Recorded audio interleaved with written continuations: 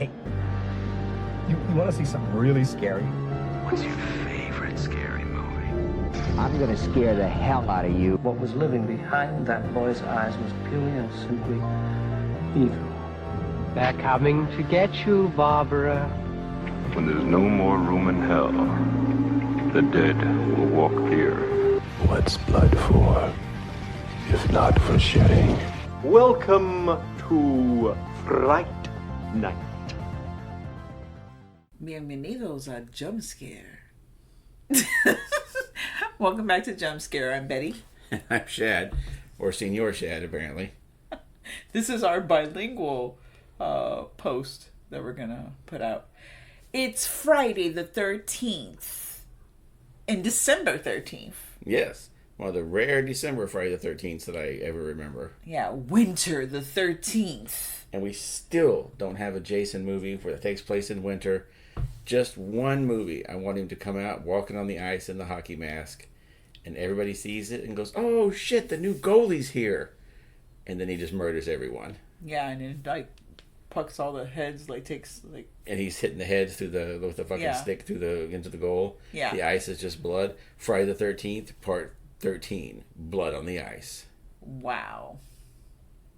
Camp Blood. There we go. We go back to the Yep, goes back to it. Yeah. Also, I don't know if anyone noticed, but we have no fucking idea about what anything dealing with hockey is called because the terminologies we use were just I know that there's correct. hockey masks, and I know there's sticks. There's pucks. And there's pucks. Right. And there's skates. Yeah, that's it. I feel like that's the basic, all you need to know. You hit the puck with the sticks into the goals, you do it on skates. Everybody wears a hockey mask. I don't think everyone wears a hockey mask. Well, at least two people do. But anyways, okay. Do you remember when was the first time you saw this movie? Well, we haven't even said what the movie is yet.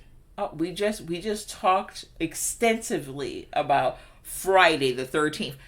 To be Welcome fair, back to Jump Scare. We didn't say which Friday the 13th. Okay. Welcome back to Jump Scare. I'm Betty. I'm Shad. This week we're covering Friday the 13th on December 13th, and it's 1980. Yeah, it's the original Friday the 13th. Or OG Friday. Welcome back. No, I'm just kidding. Yeah, we've talked about other Friday the 13th movies in the past, and you hear all the others talked about a lot, but weirdly enough, this is probably the only original movie that people talk about less than all the sequels. Which one would think, and when I mean one, I mean a modern one. Is it because it's a woman? Spoiler alert. Okay, spoiler alert. Okay, first of all, if you haven't seen Friday the 13th, the original, not fucking Jared Padalecki, whatever. Which is actually pretty good. No, it's fine. The movie's fine. But I'm just saying, watch the film, okay? Stop the podcast, go watch the film, and then come back and then enjoy our podcast, where we're going to talk massive shit about the movie. No, I'm just kidding. Yeah, so this one came out in 1979. It came out a year after Halloween. And as everyone knows by now, probably, they were pretty shameless about it and honest about admitting they just ripped off Halloween. But I honestly think they really kind of ripped off Black Christmas a little bit more. Wait a second. You just said 1979. I just said 1980. Didn't the film come out in 1980? No, it came out in 79. That's why it's the 45th anniversary this year. Shut up. It didn't come out in fucking 79. That's not true. Is that true? Okay, fine. 79. I think that's true. It doesn't matter. 79, 80, it's the same thing. Oh, okay. Yeah, it's the same thing. Oh, I guess it is 1980. I thought, how is it the 45th anniversary if it came out in 1980? I don't know. That's too much math for me. I'm not good at math. We're going to say it is the 45th. Who said it was the 45th anniversary? Every place I've seen online. Maybe it's one of those things where it's like, it was released in that time, but then theatrically, it was released in 1980. Nevertheless, the whole point is the movie is mad fucking old. And it is the first movie of a franchise that has a ton of films. And I'm going to say, drop the mic. Some shocking shit right now. Yes. Is Friday the 13th actually better than Halloween series? There's certainly more interesting entries in the Friday the 13th series than there are in Halloween. Because to me, the only really Halloween ones I like are 1, 2, 3, and 4. 5 on are kind of eh.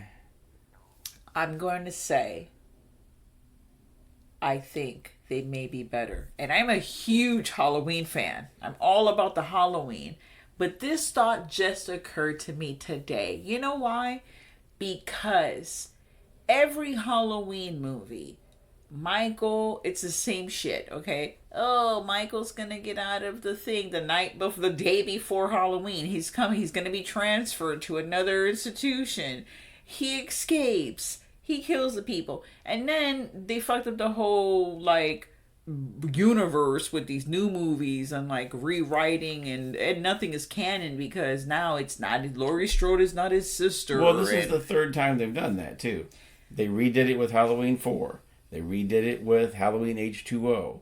And then they redid it again in 2018 with just Halloween. Yeah. His thing is like, I'm coming out on Halloween to kill. What is he doing the whole time? Now, Jason, on the other hand, okay, we're going to start from, obviously, F2, because F1 is separate, right? F2 on. F13. I say F2. F13 on. There's a camp. The kids have to go to the camp, okay? Jason's already there. He's out in the woods. Maybe he's doing some archery. He's killing cats and dogs to survive. Whatever the fuck he's doing.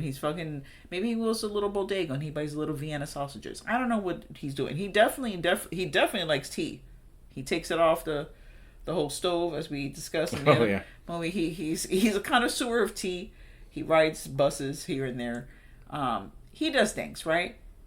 But the camp is the base of this whole thing. If you don't go to the camp, then you're gonna be saved. Unless you're Annie from part 2, where we talked about how he had to get on the bus and take the transfers and everything to go to wherever she lived away from New Jersey, and then he went and killed her. That's where you're talking about. He took the tea off the stove and everything. Yes, and the bus, but. Yeah, it's fine. He does go venture off because how many times are you going to go to the camp? The camp is so cursed, right? No one's going to go to the camp, even though you rename it 29 times. But I like the kills. I like the creative ways that he kills. With the camp equipment, with the stuff that you would find around. I don't know. There's something. I think if they were to do another one, and this is going to be very unpopular. He never kills the kids. Now, I'm not saying he should kill a kid, but maybe have the movie have the kids for, like, the middle of the movie until the end, where there's more danger, right? There is one movie where I know, obviously, there's one of them where there is kids and he comes in. I think that's part 6, I believe, where Jason comes in and the one says, "So what did you want to be when you grow up?" I wanted to be like POV from the kids' like point of view. Like, there's a killer on the loose. We never see how the kids feel about it.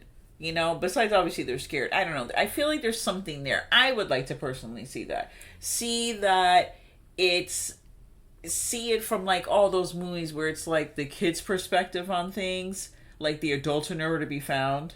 Or their like background. They're running around trying to, get everything situated. And maybe the kids, like, pull, like, a Home Alone move where they fucking get, like, Jason. I heard for years there was a script for a new Friday the 13th that was found footage. There was going to be either, like, a news crew. One of them I heard was a news crew that was out there doing a report on Camp Crystal Lake and Jason attacks while they're there.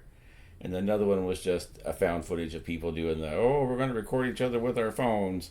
And then it gets found. Okay. Which might be interesting. They haven't done a version of that. Yeah. Let's take it somewhere different. But, it's all tied with the I mean, to be fair, he already went to space. He did go to space. He did. That did happen. That did And there are happen. some great kills in that movie. There are great kills in the movie. And that's the other thing. They get more creative, you know? Yeah. Oh, Michael's walking around Haddonfield, you know? Oh, he's walking around whatever, you know? He's terrorizing the streets on Halloween. Like, whatever, bore. Who would have thought that I, out of all people, I would be saying this? Because for the longest time, I'm like, whatever, Friday the 13th. I don't care about that movie. Like, I don't care about the whole franchise because it's just so ridiculous. Anything where it's not Freddy. Because Freddy lives in a realm where he's in your dreams. So he has endless possibilities. He can die a bajillion times because he's a figment of your imagination, right? He lives in the dream world. So he's untouchable. And I think that's what separates him from the other two. The other two are like mute, huge guys, you know, that have problems. And they're going around just like killing people. And that's it. That's the whole like thing of them. But they're human. And there's only so much. Like these last like Halloween movies, he's in his 60s, man. Isn't he tired? Does he have to stop to take like Metamucil and like whatever medication he's on? Is that what Michael's doing? And then Jason is a zombie. Is he a zombie? Yeah, he's been a zombie since part 6. I think where I had in mind that it came out in 79 was because I watched these making of things recently, and they were all talking about starting making it in 79. That's yes. what I had in mind because they started, you know, putting the ads out in the paper and everything and all that. I got stuck in my mind there. See, but that's exactly what I was thinking, and also the whole conversation, like that they had in the Joe Bob's like Friday the 13th special, where they stated like, oh, when they came up with the concept, they were like, oh, let's rip off Halloween. I really think it is more of a Black Christmas ripoff, to be honest, because we just watched Black Christmas again recently. And I was thinking it kind of follows the Friday the 13th kind of follows its formula because there's a lot of the kills, but nobody really knows about them until almost the end. Halloween, the same kind of thing, really. You know, you don't find out the kills until Laurie comes in, but you know, they're all kind of in the one location. People are getting murdered, and it's not until the very end that she starts finding all the bodies in Friday the 13th, the original. And, you know, just kind of I think he might have watched that one too and took a little bit from that. Yeah, well, the same thing happens in Halloween too. Yeah. So, I mean, Laurie doesn't really. She discovers Annie in the end. She discovers, you know, all the BJ bodies. Sauls, everyone. You know, Bob. Wait, does she see Bob? I don't know if she sees Bob. I think she does. But nevertheless, yeah, it's all the ending. But it's known that they ripped off a lot of movies. The ending is a Carrie. You know, the premise of, like you said, Halloween, that's in there. The composer, Manfredini, took a whole Jaws aspect with the whole, like, every time you're from the POV of the killer, you know, it like in Jaws, like the music was tied to the killer. Like the music was tied. Like when you heard dun, dun, dun, then you knew that Jaws was about stalking his prey. You know, the same thing for The Thing. Even though there were times where you thought there was going to be, and the whole misdirection, obviously, between the music and, you know, the director of like, oh, we're going to shoot it this way. We're going to, you know, whatever. It's kind of trick you into making it the POV, making you think it's the killer when it's really not. Exactly. So it's a combination of things. But what's wild about it is that if you never heard that ever, would it occur to you? Now, I'm talking about like novice, like film, like horror film watcher, not someone that's watching horror every day of their life. I don't think that would come off right off the bat. You really have to know your horror to be like, oh, this is this and this is this, you know. But it worked, and even though you can say, oh, it's this and this, the concept of the camp, the whole, especially the first one. Like, that one is a fucking classic, and that's why we're talking about it today. I love the opening of this, too. It just comes on, it's Friday the 13th, and then just shatters the glass of the projection booth and comes out, or the screen, which is funny, you know, because the screen's not glass, but when they're watching this in the movie theater. But your house at the time, when you saw this on video or on TV, it was going to be smashing through your TV screen. Did they want this to be in 3D? Because the other one is in 3D. Yeah, the third one's in 3D. Maybe they did, I don't know. I feel like that would have been a great opening for it if it was in 3D. Oh, hell yeah, that would have been a great opening. Oh, shit, I'm getting glass in my eye. Yeah.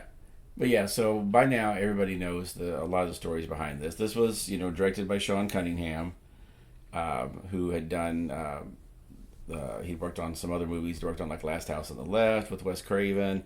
He had worked with Wes Craven on a few things, actually, and this was his first one, I believe, directing. And, Victor Miller wrote this, and, he's now been in a lawsuit with these people about Friday the 13th for the last 15 years, which has been holding up another sequel. That guy went on to, he wrote a couple of other horror movies, but he ended up writing hundreds of episodes of daytime soap operas, which I think is hilarious. Which of many that I've watched. Yeah.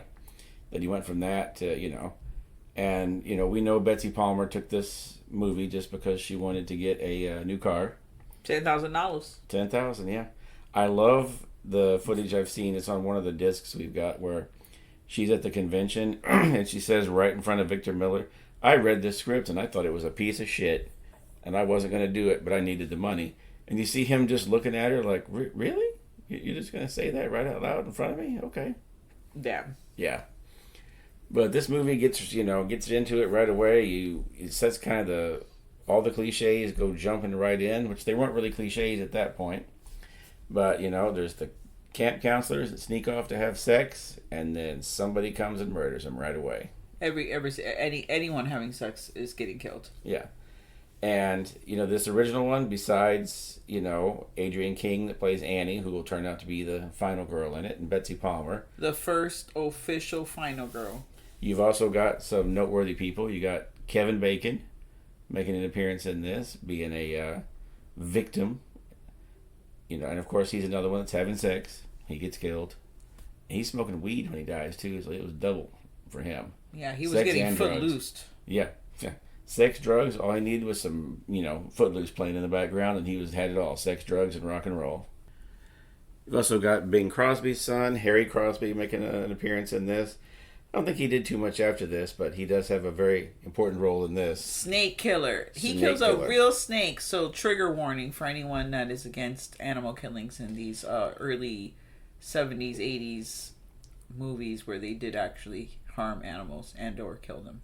Yeah, I'm against that, but, it is a snake, so I'm willing to let it slide. Yeah, but because I feel he had evil in his heart. Oh, you feel that he had evil? Yeah, okay. He had evil in his heart. Okay, so... and they get to the camp and they immediately start doing what you always do when you're in a camp like this. Everybody's got a giant bag of weed. They just start passing out the weed. My favorite is the jokester character that of course has to, he brings his like Indian headdress with him and is wearing that around while he's just running around. Another trigger warning. Yeah. They weren't afraid to be racist in these old movies. No love for the indigenous peoples. But my other favorite part of this is the police motorcycle that comes up to check on everything, that just has police on a regular motorcycle, no siren, just has police written in those letters, like those gold letters you can buy at Walmart or Ace Hardware. That's what I love, because it's like someone was just impersonating a cop and showed up, but he was supposed to be the actual police. Which they drive a police car later in the show. Why not just have him drive up in the police car? Because this guy could barely drive the motorcycle. Yeah, he does like a weird roundabout. Like he the bike's wobbly. Yeah. Like surely there was a stunt guy there that could have put the helmet on and rode the bike when they turned away, but apparently not. So yeah, I love that kind of like crazy, like we just didn't care about that kind of thing. I have to say that one of my favorite things is the poster. Yeah. You don't really like look at it too hard. I don't think I've ever really like studied it, but you know that there's the outline of the killer, which I do love that it's just like, okay, that could be anyone, and then in the outline is a scene from the camp, and further in are the campers, it's classic. Probably one of the best posters from back in the day, I would have to say. It's so clever. It's a clever poster. And I wonder where they. I haven't heard. I know you've had more experience with. Obviously, you've met several people that have worked in these movies, and you were a fan. Where did the idea of having the mom, like, be the killer? That's so unheard of, you know? Yeah, I'm trying to think if maybe she might have been the first, like, slasher that was a woman. I don't know. I would say yes, but there's so many movies, and so many movies have been made. It's just crazy to think, like, especially in that time frame, how many horror movies were popping out all over the place. Well, I know Clint Eastwood did a movie in the 70s, too, called Play Misty for Me, that was basically kind of a Fatal Attraction type thing. So she comes after him trying to, murder him in that movie. So maybe that might consider that. But, yeah, it was... They've all just said it all came up with the idea of, like, the mom just, lost her son. And then after that... every time the camp tried to open up, something happened. And I love that they mentioned, like, it burned down a few times. Yeah. And the water got poisoned at one point. I'm like, what did she do to the water? Like, and then when that didn't work, she just resorted to killing people. She tried to do it peacefully, just burn the camp down while no one's there. Poison the water, but that didn't work, so just go there and start stabbing people. That's actually, that's a good point. She tried to go about a different route before actually harming the people. She didn't go right off the bat and be like, I'm going to just start killing people. I think at that time, she was like, look, they're just not going to fucking stop. This is going to have to be something that's going to get them to, like, close this place down officially. But you know what? Damn, she was wrong, because they tried over and over again. Because you're not going to think like, oh yeah, okay, obviously the killer's dead from the first movie, But then, and that's the other thing that sets this film apart from all the others. Then you have the killer just come back. Like, we don't even know how. First of all... I mean, we covered this in the movie. Where was Jason? Was he alive? Did she have him in a nearby cabin or off wherever she lived? Like, was he under the water the whole time? And, like, he fucking sensed that his mom was killed and now he's back? It was just like, I'm killing to avenge my son's death. Then she gets killed and he's like, no, bitch, now I'm out to avenge my mom's death. It's never really been clear exactly how that worked. No, there's no clarity on it. But at the same time, I'm here for it, though. I'm here for it. Yeah, everybody just kind of accepted it. I think that at the beginning of part 2, they tell a little brief story about Jason saw his mom get killed. But you're like, well, that kind of contradicts. But in those days, they didn't worry too much about continuity. No, they did not. It was a soap opera thing. You just got to put the line in and that's it. Boom. That's what's happening. Yeah. Yes, you're right. There is like a one-liner, like a little boom. We're just going to throw this out there to explain like how he's going to show up. But she wouldn't be avenging his death if he didn't die. If he was still alive. If he was still alive, But, and then he was already, this is going to be, whatever. He was already special. He was already touched. Yes, he was already touched. And so... Maybe they should have said he was normal until the counselors let him drown. And then when they revived him, he suffered brain damage and he was not right after that. And that's why she went out and killed them all, because they caused him to be a burden to her and to that. And that, then he sees her get killed and then he becomes the crazy slasher for the rest of them. Well, for parts 2, 3, and 4. And then he's not in 5 because he's dead. And then gets revived in part 6 as a zombie because lightning. That's why. Because okay, first of all, you can't just sit there. I have 2 words. Mary Shelley. Boom. Drop the mic and walk away. He got Frankenstein. Frankenstein's monster. He got Frankenstein's monster. But to be fair, in Mary Shelley's book, the monster isn't brought to life with lightning. Okay. Kudos. It was it was love. Right? No. I'm just kidding. No one loved the monster. Okay. Oh, but we're not talking about Young Frankenstein because that's my point of reference. No, we're talking about the regular Mary Shelley because you said Mary Shelley. I did say Mary Shelley. I was just fucking with you about the Young Frankenstein. Yeah. I just wanted to say that movie because that movie's dope. So yeah, there's a lot of holes in this franchise. But alas, there's a lot of holes in any fucking franchise, so we're gonna go with it. Because when you have these movies and you want there to be 1,000 of them, because they're just it's the whole thing back. They created that shit actually. If you really think about it, they created the monster of the Hollywood sequel and the I don't want to say revisionings. But when you have a different director come in every single movie, that's a different point of view. You know, you have different writers, you have different directors. The continuity's going to get skewed. You're going to have, a different look to it. It's a different movie every single time. And that's literally what this, Hollywood is all about right now is we know we're just going to remake this because we know people are going to go out and they're going to see it. They're all about the remakes, the sequels, the requels, all this bullshit because it's already built in. It's a built-in audience. Yep. You don't have to work for it. You just have to just slap a name on. Sometimes they slap a name on something you're like, oh shit, I know that. And then you watch the movie and it's like, what the fuck? This is not what the slap a name on is. This is not, this novel by Clive Barker or this is not a story by so-and-so. Like, well, the famous one of that was The Lawnmower Man with Stephen King. They put his name on it. The movie had nothing whatsoever to do with his story. Damn. There you go. And he actually sued. That's actually the movie he said he made the most money off of because he sued them to take his name off of it.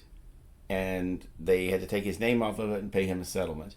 And then when they put it out on VHS, they violated the agreement by putting the title, they put a sticker on it that said, based on the short story by Stephen King. Slapped it on there, so then he sued him for violating the original thing and made more money on him. Damn. So up until I think the new It movies, that was the movie he had made the most money on because he just sued the shit out of him on it. And you're talking about the continuity of them. I think the only series out there that's gone on for 30 plus years and has kept the continuity super tight has been Child's Play. Oh, 100%. Because they've all been written by the same guy. Yep, 100%. Kudos to you. The fucking series, even though unfortunately got canceled. It got canceled, but that was Don Mancini, man, he dug up the little tidbits from here and there, bringing in loose ends from other movies, and so good. Yeah, he did a great job of keeping the continuity tight on that. The rest of them's all over the place. Yeah. Like I said, they've rebooted Halloween 3 times. They kind of, the Friday the 13th timeline is, okay, this one's happening in 79.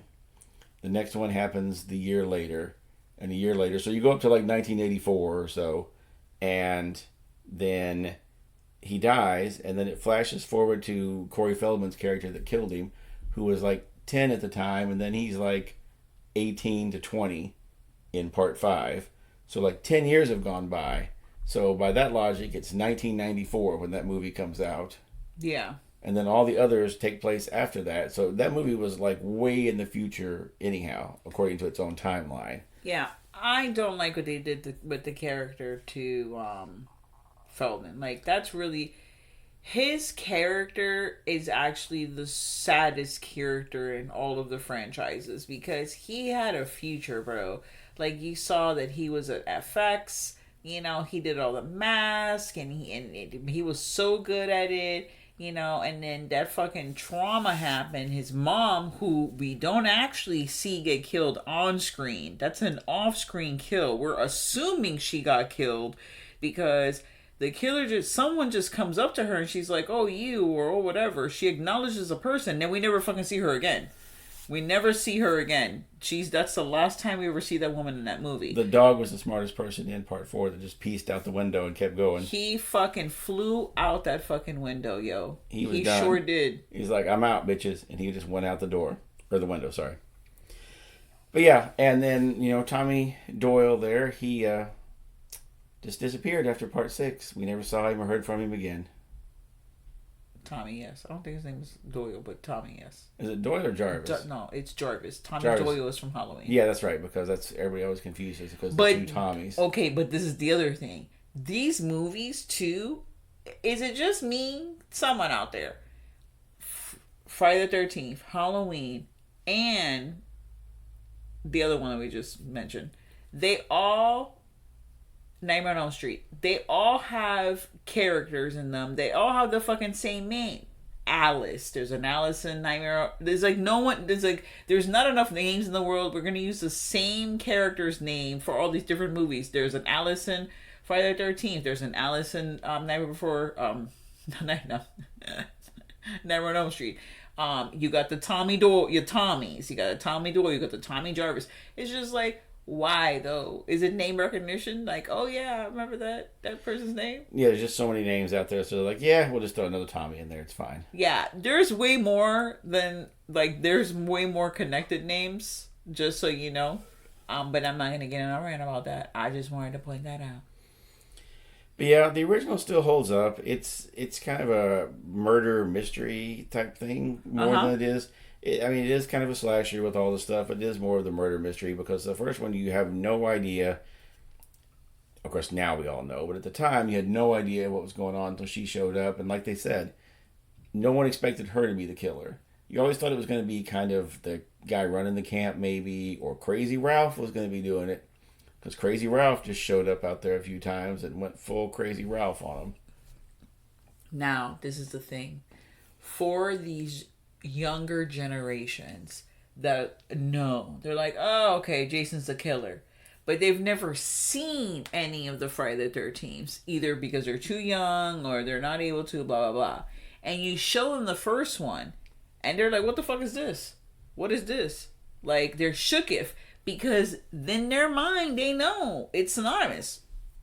Jason, Friday the 13th, right? So that's probably like what's going to happen or what has happened or will happen with this film. Because they're going to go back and they're going to watch it and they're like, oh yeah, okay, Jason's going to come out and start killing. And it's like, oh no, it's not Jason. You know? Well, that's what I thought was pretty good about the 2009 remake. It was kind of like they squished parts 1, 2, and 3 into one movie. Oh, they sure did. That opening scene, that whole opening is fantastic. The opening is just the end of the original Friday the 13th. Then you can see a little bit of him in part 2 where he's running around with the bag on his head. And then he finds the hockey mask, starts killing everybody in all those different ways. And then they finish him off kind of like they never really do, but you know. So yeah, that one, that's what I thought was good about that because it was one of those remakes that really captured the spirit. If you had released that in 1999 instead of 2009, it would have been like, oh yeah, this is just another one, just right along with it. Oh, they rebooted it a little bit. They've done that before. It's no big deal. So, remember I had that whole confusion with the name of that film? Yes. Where I thought the whole time it was Friday the 13th Killer Cut. Yeah, that was just the name they slapped on the director's cut. And I'm like, yeah, that's a dope movie. That's a dope name for a movie. It wasn't until I think we started dating or long after where you're like, that's not the name of the movie. It's just Friday the 13th. And I'm like, no, it's not. It's Friday the 13th Killer Cut. It says it right there. Oh. Yeah. Come on, man. That's a good name for a movie. It is. Also, in my defense, I thought the Killer Cut was the amazing cut they had in the beginning of the movie where they cut from movie to movie to movie. Or where they just like, he slashes kind of down and then it cuts to the credits. I thought that was great too. Fine, yes, but no, more so the cut of the film. Like, piecing together the, that's where I was going with that. Yeah. Do you have a favorite kill in this film? I think my favorite in this one is probably the arrow in the bed scene. Oh, the one that can't possibly happen? Yeah. That would be, you'd have to be really hard. I mean, that was one strong lady if she's shoving an arrow up through. Even if she could have the strength to shove the arrow up through there, the fact that the arrow shaft and head and everything managed to make it through there and not bend or warp, that's pretty impressive. That's good old American craftsmanship. Well, yes, that's true. But the two actresses, in the end, they get into a brawl. They're actually really fighting. And that woman was like in her 50s at the time. Yeah. Palmer. So she was really going at it. You can tell, too, because when she's smashing her head in the sand at the end, you can see her head hit the sand and come up with sand on her face. Like, Yeah. they're not playing. She's just smacking her head around. And you know, you gotta love it because that's they were both method actors, and one was a method actor, the other one Just went for it. Well, they both are, because I was saying, like, because obviously one is no longer with us, the other one is, but the other one stopped acting a long time ago, so yeah, technically that statement is still true. So yeah, they were really, they were really in it, and it shows. Like, you're like, oh shit, these women are going at it, and she's going for her life, man. She's trying to get the hell out of there. And you know what I didn't like in the film? I did not care for her boyfriend, or whoever that weird guy was with the glasses. Oh, it was followed. Yeah, the guy who owned the camp. Yes, the guy Steve. who owned the camp. I hate that guy. That guy gives me the heebie fucking jeebies. And was he her boyfriend? Because he seemed like he was flirting with her, but she also looked a little creeped out when he was touching her, just kind of touching her face. And he was asking for, just give me one more week. Just give me one more chance. Yeah, no, I think he was just trying. I know, but one more chance for what? I thought they were dating. She was like, nah, I'm good. And then he was trying to win her back. That's my impression of that. But it is it is the early 80s, whatever, 1979/80 when they're making the movie. So time frame wise, yes, that would be how, unfortunately, a man and a woman would have interacted at that time. The woman is just there like taking it, and the man's just, being a man. So I that's the one thing in the film I do not like. I do not like any time that he's talking to her. I'm like, ugh. I'm like waiting for him to die, actually. Yeah, he gives off the creepy molester vibes. The glasses don't help. The hair doesn't help. The whole look overall does not help. I think at one point he's wearing those little like 70s like micro shorts. That's also not helping. It's just like, get away. I wanted Jason I wanted Palmer to actually kill him first. But I guess technically, he was like the most important person on the camp, so we got to save him for last. Yeah, he didn't go until near the end. Because everyone's going to look for him. No one's looking for, Tina, just throwing a random name out there. The poor cook that didn't make it in. Yeah, no one's looking for that person. But yeah, they had to keep him to the last, that way you'd be suspicious that it might be him. Because his family owned it. Maybe they were crazy. He was putting it back up. You don't know. Of course, one of the main reasons that people know Jason is not the killer in this is courtesy of another film, a little movie called Scream. Name the killer in Friday the 13th. Jason! Jason! I'm sorry. That's the wrong answer. No, it's not. It was Jason. Afraid not? No way.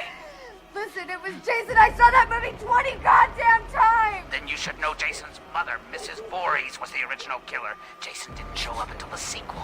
I'm afraid that was a wrong answer. Now, this was one of those things that when I saw Scream in the theaters, as soon as she said, Jason, the killer was Jason, I was like, oh, no, you're going to die. And there's a lot of people that see Scream, and that's the only way they know Jason isn't the killer in the original, because they see this. They've never actually gone back to watch the original. They've just watched all the fun ones, parts 2, 4, 6, the Carrie one, part 7, and all that. They haven't seen the original because they hear, oh, Jason's not in that one. But, so they don't bother, I always thought that was kind of funny. And I heard Kevin Williamson put that in because he won a bar trivia contest on that. That was like the tiebreaker question. Wow. And the other person rang the bell and was like, Jason was the killer. And they were like, wrong. It was Mrs. Voorhees in the original. That's where he was like, I'm putting this in a movie. Wow. Kevin Williamson, man. He's the best. Yep. My goodness. He should do Friday the 13th. And this time they just need to call it Friday the 13th, part 13. Just get it over with. They haven't made it to 13. They've got to do one more to get to 13. Yeah, they have to do one more to get to 13 and make it a fucking good one, dude. Like, I want this movie to be so fucking good that I'm just like blown the fuck away. Don't disappoint me. You had bajillions of years to get this shit right. It's been since 2009, since the last one. So right now we're talking about 15 years. And before they get another one off the ground, there'll be at least another 2 or 3. So it's going to be close to 20 years since the last one. Fuck it. I could wait 4 more years. In my mind, I'm already 2025. 2029. Friday the 13th. Part 13. Boom. And it's anniversary. Yep. 20 years. 20 years since the original, and what? 20 years since the 2009 one. Yeah. And then, Jesus, it'll be like 50 years since the original. 50 years. That would be pretty dope. Yeah. That would be the way to do it. So you have 4 years to get your shit together, okay? And in that 4 years, something happens. Liggity blah blah. People lose their rights one way, shape, or form. The other person gets the rights. Whoever gets the rights, I don't care. Give me the rights. I don't care. Just get this whole thing with the fucking rights over with. And let's move on. Can't they just sign a paper that says we'll split it 50-50? No, they can't. Apparently not. They can't. Because it's like, oh, I created this character, but I got the name, but and it's just, and then it becomes like the smallest of smallest stuff, where it's just real petty, and it's just like, guys, come on, man, just figure it out. Like, one of those dudes is like 84 years old. Yeah. Victor Miller's 84 years old. Like, hello. It just... He retired from writing in 2001. So he's been retired for nearly 25 years. That's intense. Settle it, guys. Let's get it going. Yeah, because the fans want to see this, But you know what? I hate to put this bad energy out there. They at one point they will come out with another one. Who knows what the hell it's gonna be? And to be honest, this is probably how it's gonna go. They're gonna pull a fucking Halloween, and they're gonna go back and redo the first one, and I get it, but also no. Or if you're gonna do that, do 1, 2, 3, and then be done. I think if they redo the first one, that would be fine. But through the whole movie, you're thinking it's going to be Mrs. Voorhees, and then at the end, you find out it's Jason. Can it be Jason as a kid, though? That'd be pretty dope. Yeah, he's like 17, 18, and she's been hiding him out in the woods all this time. Okay. Because maybe they changed it a little bit. Maybe Jason killed some of the counselors, and she's been hiding him in the woods all this time. Yeah, maybe he did kill some of the counselors. Maybe he felt some kind of way that, they didn't let... Oh, I know. It's Rudolph the Red-Nosed Reindeer meets Friday the 13th. Oh my God, that's a fucking amazing. They didn't let him play any Camp Crystal Lake games. Yep. So now he's come back. Instead of being, accepting it and going on with his life like Rudolph did, he's coming back for blood. Yep, he's coming back. Just like in that Robot Chicken, where he's coming. Rudolph has the gun. The gun. He has like the Tommy gun, and he's coming back. Yes, we do not condone violence. No. But in the movies, yes. We would love to see that. Well, thank you guys for joining us on this crazy rant ride. We have lots of thoughts about Friday the 13th. Friday the 13th and just the horror genre overall and all the other thousands of movies and franchises we discussed today. It is a very special day. We're just super stoked, okay? Because you barely ever get a Friday the 13th in December.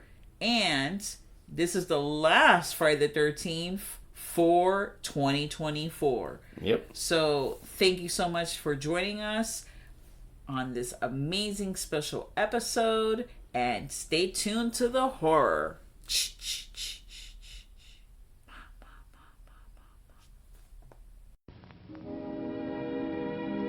And now, folks, it's time to say goodnight.